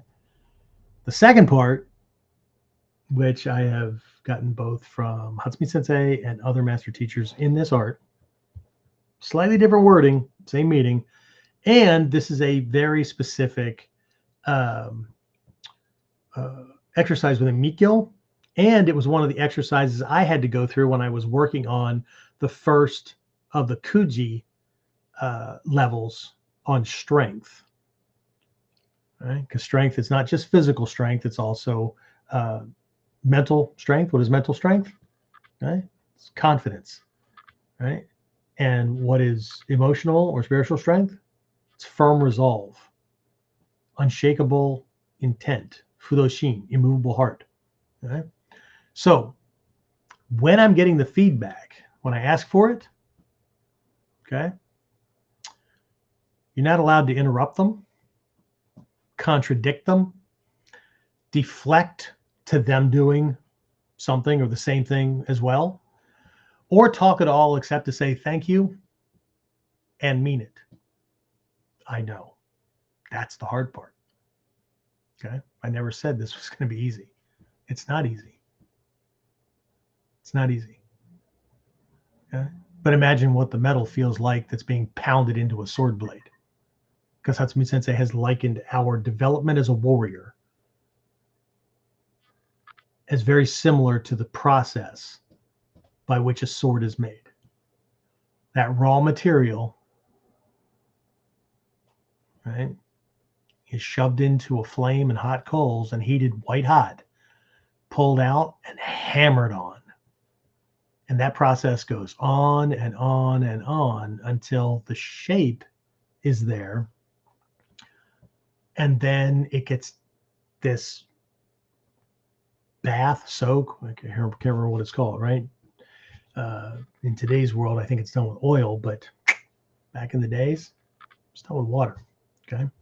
And at any point in this process, that blade could break. And then it just gets tossed into a corner with all the ones that couldn't handle the process. So the problem in today's world is we have martial arts without a regular, consistent, ongoing threat of war. So we can have what I just heard somebody use this in a different realm, so I just modified it. What we have is a whole bunch of Wana warriors who are high on hopium. Okay? And the herd isn't getting thinned because they take their bullshit out in the battlefield and they don't come back to share their dumbass ideas with anybody else. Okay? So anyway, but it gets dunked into that in, right? It could warp, it could crack, right? It could freaking explode, all kinds of stuff, right? And then process is over, right? No, of course not. Then we're going to take rasps and files to it, right? We're going to scrape imperfections off of it. We're going to keep dialing down or dialing back the gauge, right? Until it seems like it's not even a file, it's just smooth metal. And then we're going to go to abrasives, right? Thick, coarse things like sand all the way down to less and less, and even polish, right? People put polish on. Well, I'm polishing it. Polish is nothing more than super fine abrasive material suspended in a gel or a cream or something like that, right? And we're just going at it until we end up with this mirror-like surface, right? That's where you have to pay thousands to get a sword, as opposed to, I can get a sword from Asian World of Martial Arts for $89.99. Yeah, you can. Good luck with that. Okay. And I understand good enough. I get it. But good enough is temporary. Good enough is an expedient to get me to the next stage. But I, for one, would not have to trust my life to an $89.99 or a $29.99. I know, because we've done cutting practice with these things. And you know those machetes that you can buy for like 10 or 20 bucks, come in like a nylon green sheath and have a plastic handle and stuff like that? Yeah. First time we tried to cut a 2-liter water bottle, a 2-liter bottle filled with water, one of these things. Not only did we knock the water bottle off the stand and across the parking lot like it was a freaking baseball or a football, not only did we not do more than a nick in the surface of the plastic, it's plastic for God's sake, right? But the blade, the metal, tore like paper. Okay. Fist confidence, weapon confidence, you know. Anyway. All right. So that was exercise number 1, right? So signs of real confidence, right? I've already talked about those. It's all mindset, right? You know, here's the thing: is the mindset one of everything happens for a reason and it serves me.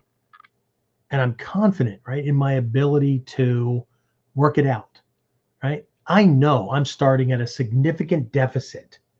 These guys over there, right, they had better jobs, they're in the professions, they could afford to get to more seminars, whatever. I'm not that. But like, how? Right? What do I need? Okay. If we hold on to this, everything happens for a reason and it serves me, then perhaps in a past lifetime, I needed to learn how to be more resilient. I needed to learn how to be more adaptive. And I don't necessarily mean that I died before and came back and all that kind of stuff, right? Could be. I don't know. I don't remember. However, right? In Mikyo, every moment has a birth, a life, and a death. Okay? But either way, right? So maybe I've been presented with this opportunity, regardless of whether I did it to myself, called karma, right? The choices I made produce this reality. Great. Okay. But I need to figure it out. What do I need? Okay. How much money do I need? How much time do I need? Right. Well, instead of complaining that I don't have anything, what do I have? Okay. And if I play the game of exclusion and I need a certain income, what jobs pay what I need to make that match my skill sets? And before anybody says none, like I'm kind of stuck with flipping burgers. Not that anybody on here is flipping burgers. And there's nothing wrong with it if that's your thing, right? That's your jam, right? Because I get like free lunch at McDonald's, right? I've worked those jobs, okay? But nobody needs a college degree to turn the slow and stop sign in a construction zone. My sister-in-law does that. Makes really good freaking money. Okay? Is it uncomfortable? Sure. But the things that she's able to do, way more than when she was even an assistant manager in a women's clothing store. Way more. Okay. If we don't know where to look, we ask other people. Okay. But the last thing we do is exclude possibilities just because somebody suggested it. What we do is we need to know what we need first. Now I am confident in knowing what the problem is. I know what I need. Now I can act with confidence. I can now go look across a whole bunch of things and just do a Google search. What jobs that do not require more than a high school diploma? Whatever minimum education? What jobs that don't even require a high school education, right? Pay at least this per hour. Because if I need this, how much do I need to make minus the 35 to 55%, depending on how many taxes there are in your region, right? And I don't care if we like it, because I tend to ascribe to the Warren Buffett belief about welfare that I would rather be the payee or the payer of the taxes than the payee. Okay. This guy's a ninja. I don't want to be the ward of a state. Okay. Here's what you're going to live on. And if you go above that or you make money on the side and we catch you, then you're either going to jail or you're losing your benefits or whatever. Nope, not happening. So, but that's me. Okay. So, but I had this, right? And now I have a list of jobs that fall within my purview, jobs that I can do. Right. I might want to start with the jobs that, you know what, I'm willing to do that. For that, I'm willing to do that. And you know what? Maybe I don't find anything on the list that I'm willing to do because like I'd enjoy it or I'd be okay with it.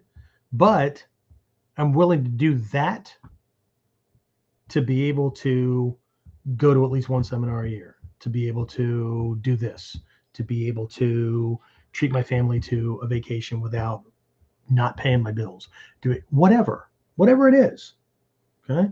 And maybe it's not finances. Maybe it's Relationships. Okay?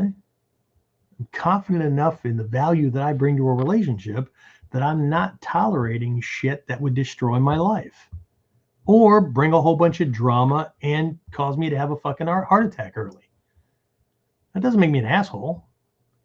It makes me somebody with standards. Now, to a whole bunch of people who want to be in a relationship where they can call the shots and manipulate everybody else and gaslight the hell out of them because they're not towing the line, yeah, to them, I'm an asshole.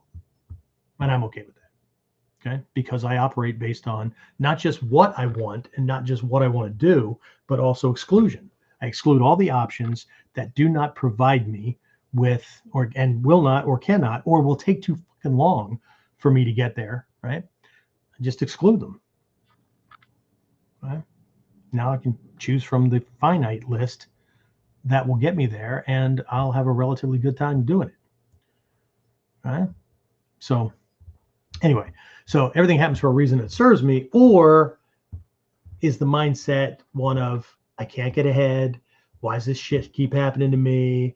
I believe I'm competent, but the rest of the world outside of my little bubble is corrupt and evil, and they're the reason I am where I am.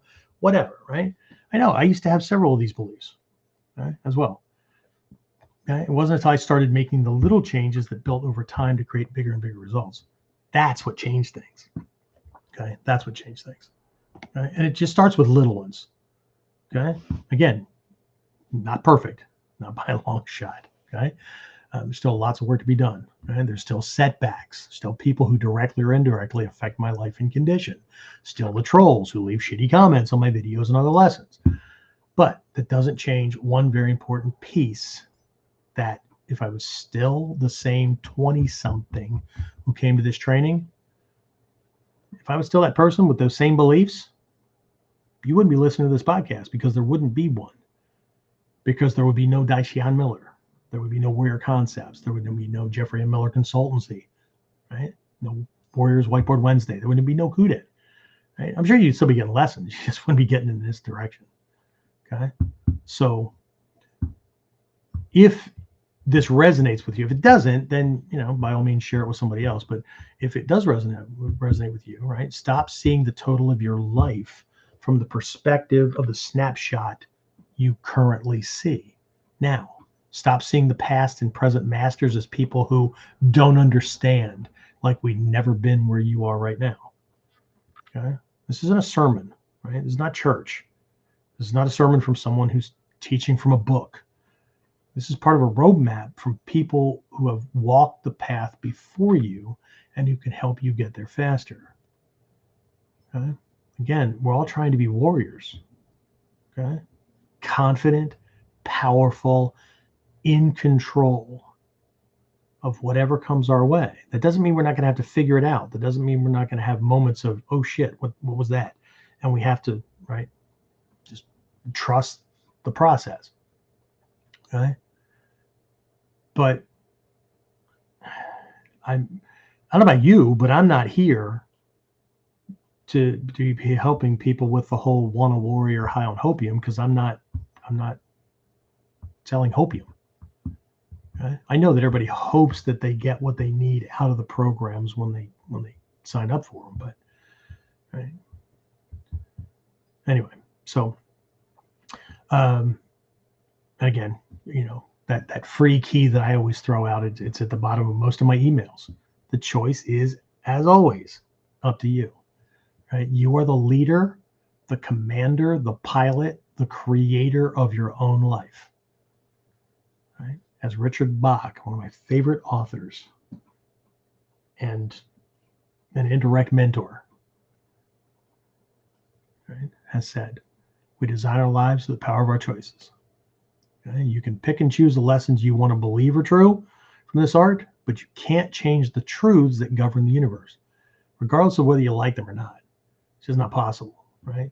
Just like you can choose to ignore and not believe in gravity. I've mentioned that before, right? Regardless of the evidence that you're on a ball spinning at over 200 miles an hour and you haven't flown off yet, right? You can not believe in gravity, right? But if you trip, slip, right? Again, I don't know, I do a ganseki, osotonage, sweep your legs out from under you, whatever, right?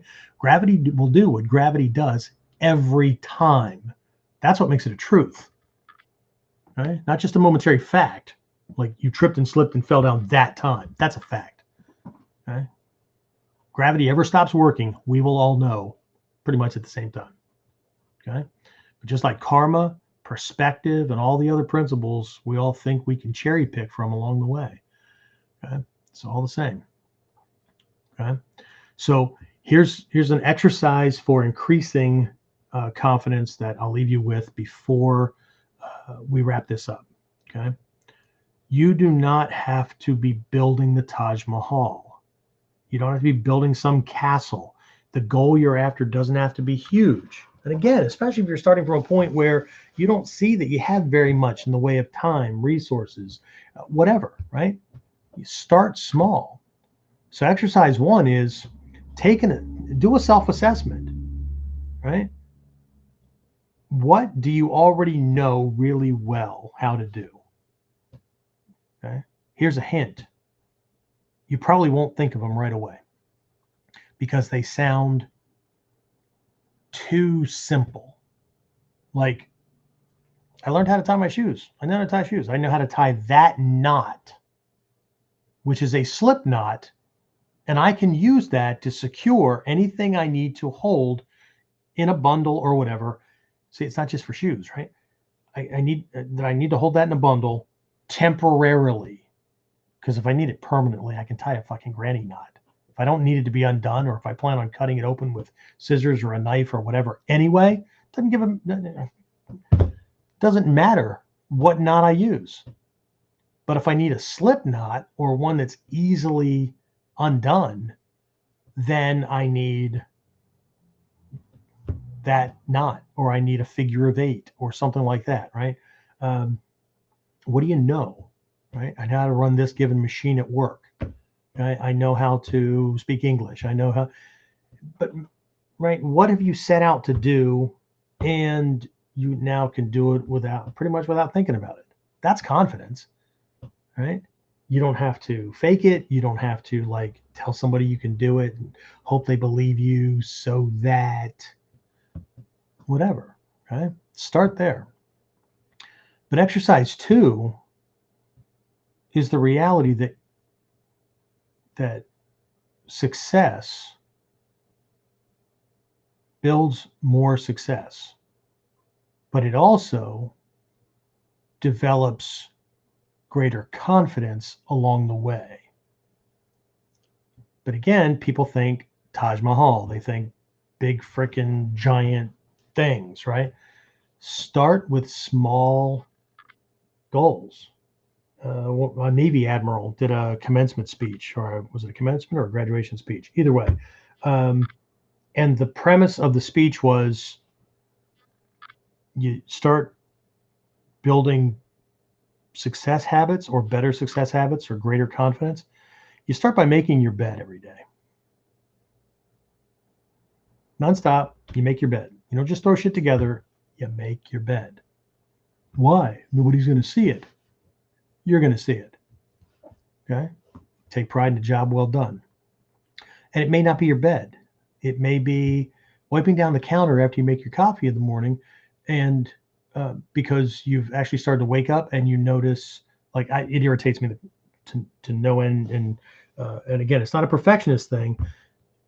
I understand that at the dojo, we have moms. Nobody's more critical than moms and grandma when it comes to cleanliness of a place. Okay? And so, look, I have a coffee maker. It's off in this little nook kind of thing, right?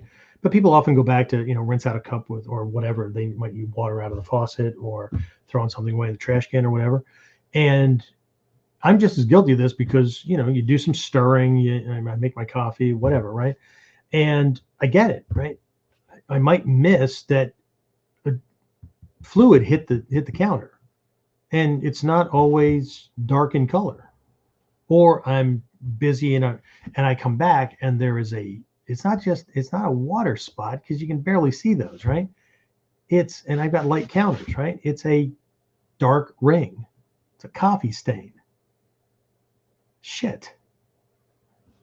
I was not mindful in the moment, and I did not wipe the counter down when I was finished making. See, that's a discipline thing, right? But start with small things, okay? Accomplish that thing. Not only is that now another sign of your power and ability to produce results in the world, but it also is an example or another piece of evidence that you can be more successful because you just did one more thing. You just produced this extra thing that you didn't do before. I don't care if it's completing a 500-piece puzzle. I don't care. Okay? It also jacks your confidence up a little bit more. Okay? Do a couple of those small things. Then take the leap and do things that are a little bit bigger than that. And then a little bit bigger than that. Next thing you know, you just might build a Taj Mahal. And it might not be a Taj Mahal. It's not the words. It might be that 2-week trip to Japan. It might be, that vacation of a lifetime you've been talking about forever. It might be, getting your 5th or 10th or whatever level black belt. Okay? Start small. Okay. I can't think of any goals. Really? Do your sanshin for 21 days straight. Once a day, every day for 21 days straight. Complete mindfulness. It will take you about, depending on how quickly you go and how much you do it. I do mine for everyone. Chi, Sui, Ka, Fu, and Ku. I do 5 on the right, 5 on the left, and then I do 6 both sides at the same time, which means I do right side, left side, right side, left side. So it's like 3 complete rounds, but it's 3 on one side, 3 on the other. Okay. Takes me 8 to 10 minutes, depending. Okay. To go through all 5. If I'm really going slow because I'm working on leg strength or butt muscles or whatever, then it might take me 12 to 15 minutes. Okay. 21 days. I promise you, if you do it for 12 to 21 days, your brain will rewire and you will start to miss it if you skip days. Okay. But here's the task. 21 days straight. If you miss a day, the next day is day 1. See, it's not difficult. Everybody knows the sanshin. Or if you don't know the sanshin, pick 5 other techniques that you know. Do 5 repetitions on one side, 5 repetitions on the other, minimum. You don't even have to do the ryote version that I learned from Naka Sensei. You don't have to do that. Okay, but it makes it challenging enough, especially if you've never done that kind of thing. If you've never practiced every day, the same thing every day. Okay? And the latest statistic that I just saw on practice, right? We're all doing the same thing. But if you practiced 18 minutes a day, that's give or take a couple of minutes here or there, right? 1,000 hours a year, 18 minutes every single day. You will be better than 95% of everybody else working on the same thing. Okay. It's the same thing if you work 80 to 100 hours. I know. Holy shit. I'm not working more than 40 hours. Okay, then great. That's why I'll always run circles around you. Because I know that if I work 80 to 100 hours a week on what I'm working on, I can accomplish in 4 months what will take you a year. But the good news is I slip up and I'm not consistent with the same things all the time either, because I don't have I have a staff, but I have a staff of volunteers and they've got their own lives and jobs and things like that. So I'm doing most of the stuff on my own. So, but aim for something, right? So either way, let's wrap this up, right? So by my estimation, I just gave you a full program on confidence that some so-called gurus are charging up to $10,000 or more for. I gave it to you for nothing. So right now, and I know this was a 30,000 foot view. Are there more detailed kind of things? Yeah, but I gave you some exercises. I gave you plenty to to think about and move on, right? You have everything you need to both assess yourself and make positive changes, as well as protecting yourself against the bullshit from others. Okay? I gave it to you because I want you to succeed.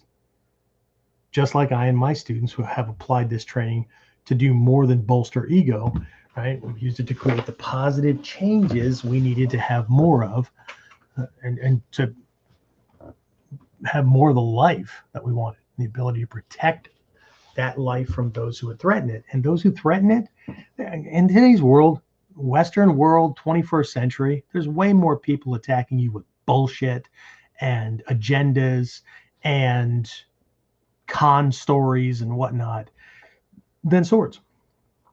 Okay. But I also know that I run the risk, because it was free, I also know that I run the risk of you doing nothing. Because this costs nothing but time.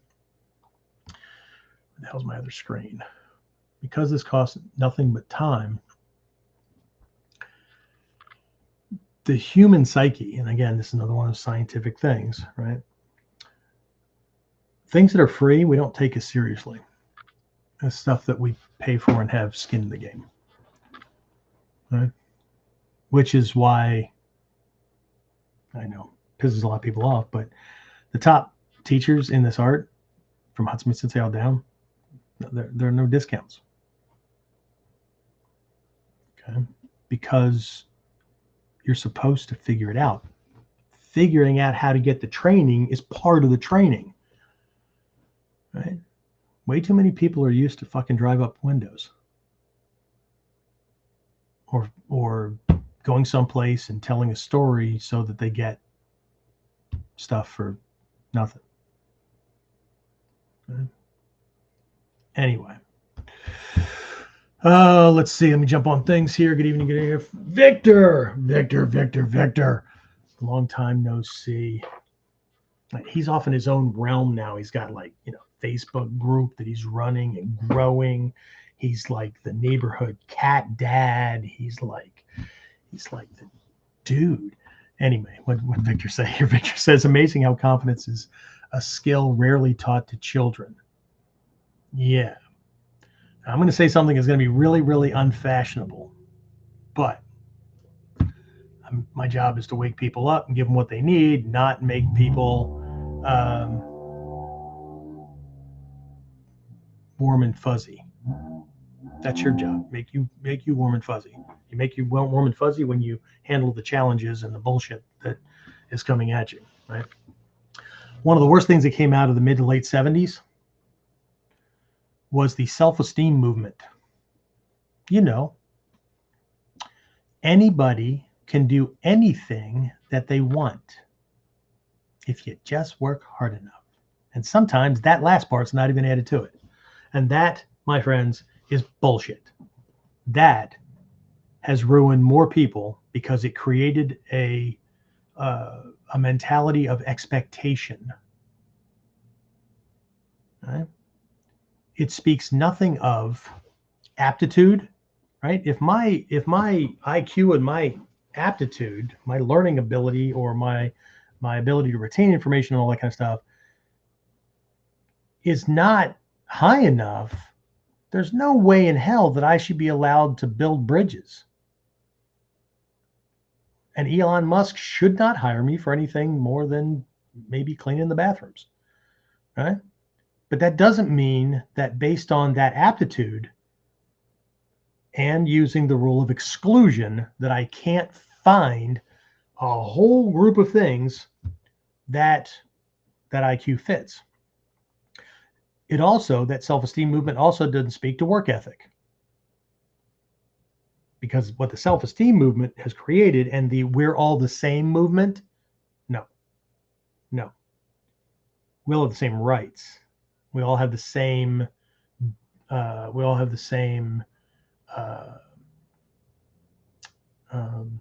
I can't even say we all have the same limbs and stuff like that, because I know people that like are para and quadriplegics that are more successful than people that have all their goddamn faculties and all their parts. But hey, whatever. Because there's this whole movement on make everybody feel good, don't let anybody feel bad. except that what motivates you faster is shit and not wanting to be in it, right? But so what we have is a whole group of people that believe that it doesn't matter how much they do as long as they punch in and punch out, or at least check in once a week, once a month, whatever, right? They should be able to live to the same degree and be able to do the same things everybody else can. Okay, but you can't live in a group like that without restraining those.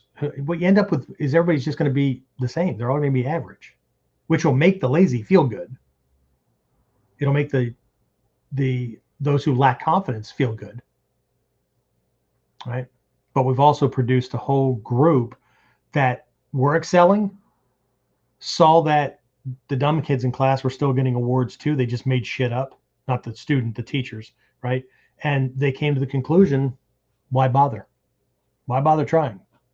So now there's a whole bunch of people that could have helped change the world and create more positive things, right? They could be getting us from where we are to where we could be faster, but they decided, fuck it. There's no point in working hard, because just like the line from what was that? It was a cartoon for kids. The Incredibles. That's it. In the very first movie, Mr. Incredible comes home and he just got fired from work and whatnot, right? And apparently it had been years since they were allowed to be superheroes because there were laws passed because everybody was afraid of them, right? And so he got fired. He comes home and the wife's rushing around because they had to hurry up because they needed to make it to the graduation on time. What graduation? Well, for the babies. The baby? Yeah, they're graduating from, like, I don't know, what was it? Daycare? Preschool? Something like that. And then she said it. It's important that everybody feels special. And he said, and of course, this is all before the major filtering that's now going on in movies, right? If everybody is special, then no one is. Except the lazy don't change the world. Hell, the lazy don't even build the world. Okay? But they do depend on everybody else doing it. If we can just convince them to feel good about letting me ride along in your coattails, that'd be awesome. That way I don't have to face the fact that I'm not really a contributing member to the society. And since I'm such a loner, I should probably live in the damn woods. But then, see, I can hate the guy who invented Netflix, but gotta have my Netflix. And then I'm going to come up with a post on Facebook to blame the guy who made Facebook for Netflix for my addiction to Netflix, because if he didn't, and he didn't force me to get the subscription, holy shit. Okay. But boy, are they confident in their BS. Anyway, all right, so what's Dave said? Dave says this should be required study for all high school students. Yeah, there should be a lot of things that are required study, like how to balance a checkbook and how to budget and how to do all kinds of shit that, but there's a whole bunch of other things that are more important these days. Yeah. Okay. Like how to feel bad about being normal. Anyway, well, I don't know about normal. I don't like being normal because I've seen normal. Normal equals average. Okay? But never want to be normal, nor average. It's just not my DNA. Anyway, what else we got? Victor, I'm assuming you're laughing because of all the accolades I threw at you. I saw that it came up as a video, so I'm assuming it's because of the music and all that. That mean face warrior. It wasn't mean. It was that intent look you had with that sword. Oh, brother, it made me get just like goosebumps, and it was awesome. Anyway, all right. So I think that's it. So let's open this up to questions, comments. For those of you who did enroll in the Dominate and Win 16-week program, we just rolled out classes. First bunch of lessons went up on the dashboard today. First Q&A class went out. There's still time. I do have a deadline for this thing, though, because it is a live with coaching. It's not just the last time I did a program, Goshinbo. We're going to be wrapping that up in a couple of classes. Somebody sent me this message that you can get this program from this group over here, and it's only, I think it was like 25% of what I'm charging. And I'm like, really? One, you can't get this program. Two, I don't know anything about that group. So I don't know if the students are actually learning from an initiated lay teacher in an actual Mikyo lineage, but I just looked it up. Doesn't come with coaching, doesn't come with feedback, doesn't come with one-on-one sessions to make sure that you know your stuff, and a double check on mudra, mantra, nothing like that. So when it goes to the live thing, yeah, okay, right? So same thing with the Dominate thing. This is our mod 3, so it's an intermediate course. Some people have told me it's after they saw the lessons that are in it. Why is that not the advanced course? Well, because of my curriculum, it's intermediate. Now, can you imagine what the advanced people are getting? When I do these blocks like this, it's 16 weeks, 4 months, right? With coaching, so I get a group in and we run them through this, but this produces the new form. So later on, can I sign up for it later? Yes, you can absolutely sign up for it later. You just won't get the same bonuses. You won't get the same coaching. You won't get, it's a do-it-yourself program. Okay. So yeah, you can still get the same recorded video lessons everybody's getting, but the extra stuff on the page and all that stuff, that's not because I'll be running probably the same group and a few extras through mod 4 and then through mod 5 and then through Shodan to Nidon and that, right? So I'm scheduling myself for 4 months, 16 weeks to focus a group highly on a given block of instruction. But hey, you don't need to go through these programs. Everybody feels that way anyway, right? Look at all the shit that's on YouTube. Look at all the other people that are doing things. Hell, you can go on, what is it called? Udemy, whatever, right? I saw a Ninpo Taijutsu course for, the hell was it, James? $30, right? Then I saw 1 or 2 of the lessons and I'm like, okay, yeah. That's like YouTube shorts bundled up and got charged for. Anyway, what's Jeffrey say here? And Mr. Incredible also stated that the schools were constantly finding ways to celebrate mediocrity. Abso-frickin-lutely. Right? Absolutely. Because what we stand for and what we're trying to work on and develop, the powers that be, and that's not just the government powers and whatnot. That's your group of friends, that's your family, that's everybody else who has decided that things are a certain way and you are now going to run against that grain, right? No. They need you to be normal. They need you to be average. They need you to be, right, a reminder to them that their belief system is right, right? Critical thinkers, sages, all that kind of targets and outcasts, which is why the ninjutsu invisibility thing is, I think it's a bonus. So anyway, and here I am not playing Mr. Invisible because somebody has to stick their neck out. Oh well. All right, what else we got, James? Did I forget anything? You don't know, you didn't have my notes. All right. I think that's it. So if you're in the Dominate program, if you're not, go to onlineninjaacademy.com/dominate-and-win. And there's still time. There's also a payment plan on there. I don't know. I've been actually thinking to extend it for maybe another day or two and put the weekly payment plan that was on there before, but I don't know. We had somebody that was in that one, and I don't know. Did we get payment from them, James? Make this as easy as possible for a lot of people. And anyway, you're welcome, Victor. You're welcome. You're welcome. All right. So let's go ahead and wrap this up. I will talk to everybody again next time. I know we went over again. Surprise, surprise. But James has to go to bed. I'm sure his wife, girlfriend, what is she?